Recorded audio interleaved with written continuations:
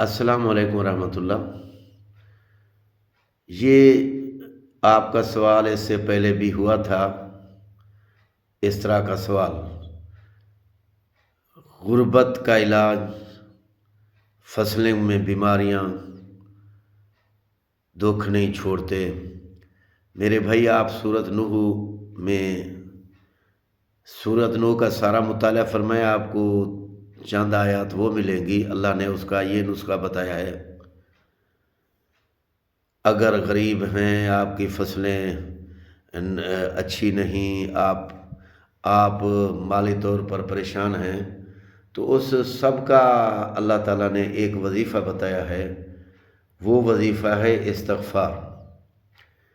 یہ ہمارے پیغمبر کی تعلیم ہے، قرآن اور نبی کا فرمان ایسا وظیفہ ہے جو ہر مسئلے کا حل ہے۔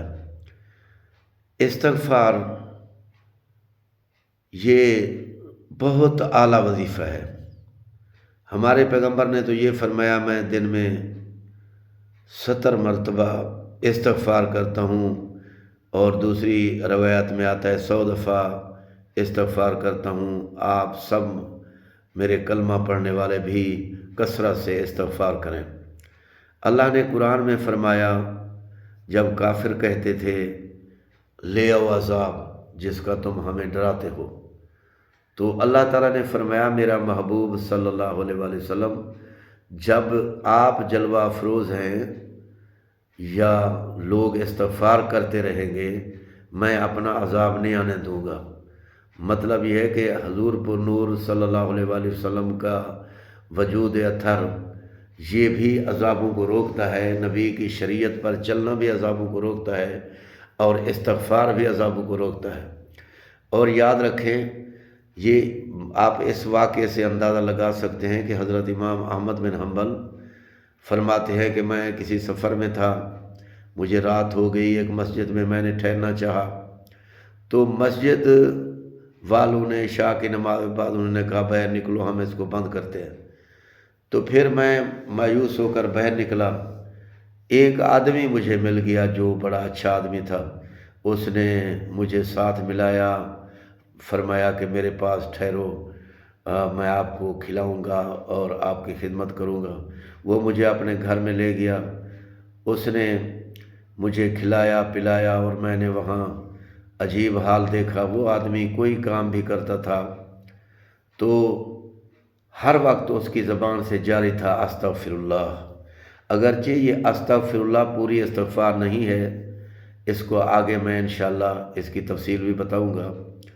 تو اس آدمی کا یہ حال دیکھ کر مجھے حیرانگی ہوئی۔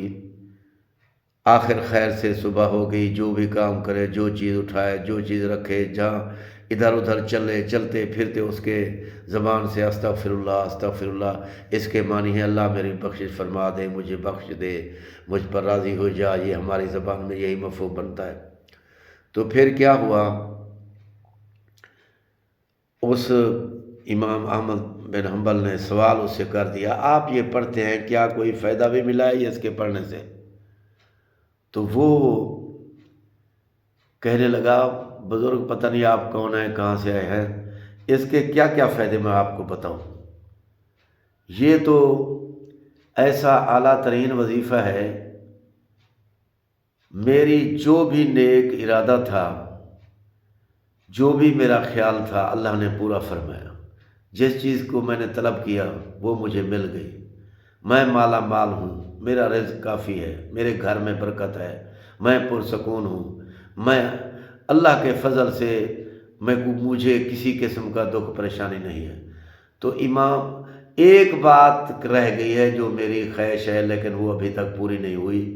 وہ میری خواہش ہے، میں نے سنا ہے ایک بزرگ ہے امام احمد بن حنبل، جنہوں نے خلق قرآن پر بڑے کوڑے کھائے ہیں، دکھ اٹھائے ہیں، تو اس کی زیارت کے لیے میں ذرا ترس رہا ہوں۔